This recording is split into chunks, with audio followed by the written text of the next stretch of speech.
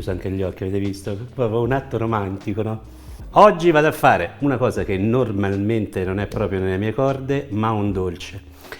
La torta paradiso, una delle tante torte paradiso, perché quella più complessa, perché è veramente complessa, che faceva la mia nonna, era un dolce alto così, che proprio era di una morbidezza che era assolutamente fantastica.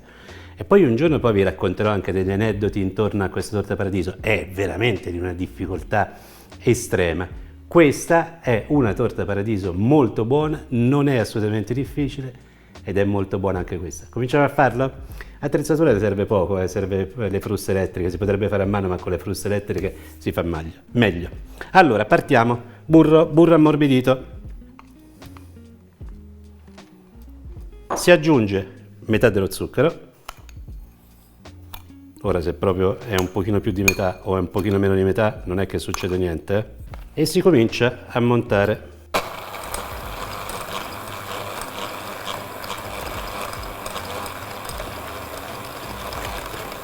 Quando la prima parte dello zucchero è ben incorporata nel burro si va ad aggiungere la seconda, e per questo vi dicevo, se non è metà, un pochino di meno, un pochino di più, non cambia niente. E si riprende a montare.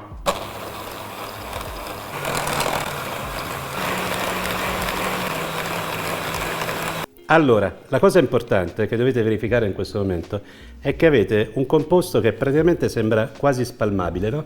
Quindi si è ammorbidito, ha incorporato completamente lo zucchero, quindi andiamo avanti. Trasferisco questo burro in una ciotola un pochino più grande. Io ho questa fissazione, non mi piace lasciare le cose nelle ciotole, e l'uso di queste aggeggine che hanno anche un nome ma che non mi piace, queste spatoline morbide, è comodissimo, no? Perché raccatta bene il tutto. Si aggiungono 2 uova,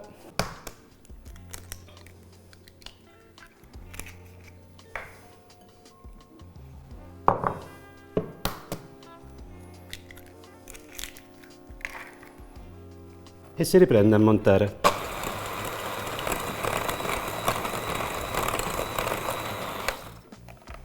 Una volta che si sono incorporate le prime 2 uova, se ne aggiungono altre 2.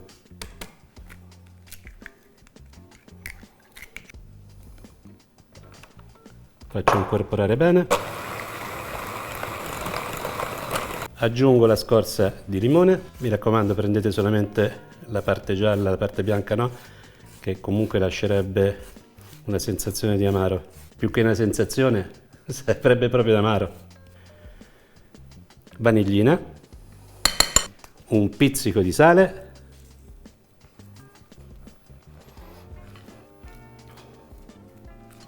ora vado ad aggiungere la fecola, faccio setacciare bene, faccio amalgamare con le fruste, aggiungo il lievito, anche questo lo setaccio, così, e poi una prima parte di farina, anche questa qui sempre setacciata, mi raccomando, e di nuovo prendo le fruste,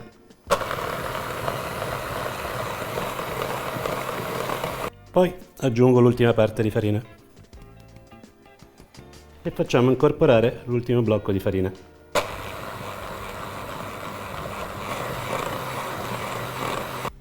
Stampo da 22 cm quelli apribili con della carta forno e ci versate l'impasto.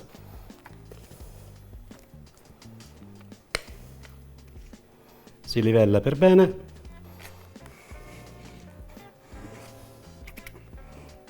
Avete visto quanto ci è voluto per fare questo dolce? 5 minuti. Probabilmente durerà più il video di quanto ci vuole per fare questo dolce. Allora, una volta livellato per bene, andate in forno, mi raccomando. Allora, 170 gradi forno statico, se usate il ventilato 160 gradi va bene. Tempo di cottura è 45 minuti circa, poi fate sempre la prova a stecchino. Ci vediamo fra un pochino. Eccola qui, è già raffreddata e ci si va a mettere sopra lo zucchero a velo. È il momento dell'assaggio.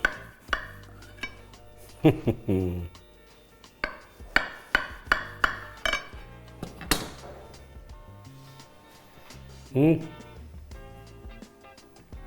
Ho chiuso anche gli occhi, avete visto? Proprio un atto romantico, no?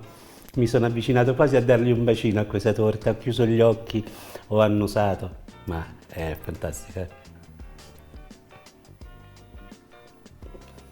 Mm. Come soffice.